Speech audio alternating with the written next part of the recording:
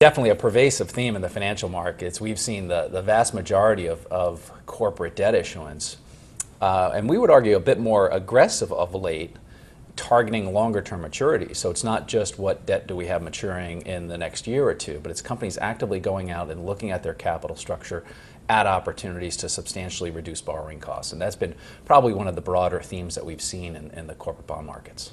Where is there value in fixed income right now? You know, we still like high yield, and that is where most of our holdings are placed today.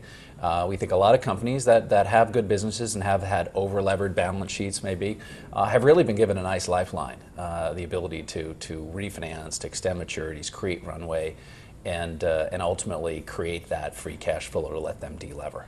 And that's where we're focused. We're bouncing a lot between fixed income and equities, where we can do that with you. Within the equity space, what's your favorite sector right now and why? Oh gosh, well, you know, I really like energy and materials, and those are two sectors that we've seen underperform a bit.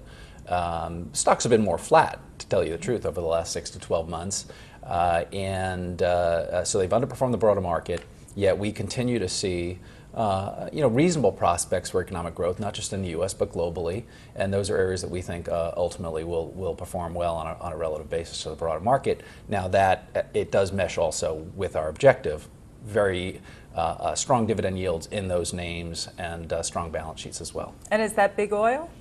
It is in part, and some of our larger holdings include Royal Dutch Shell and BP, Chevron as well, and those are all attractive dividend payers. But more importantly, also some opportunity for dividend growth from those companies going forward. And give me your favorite name in the material space.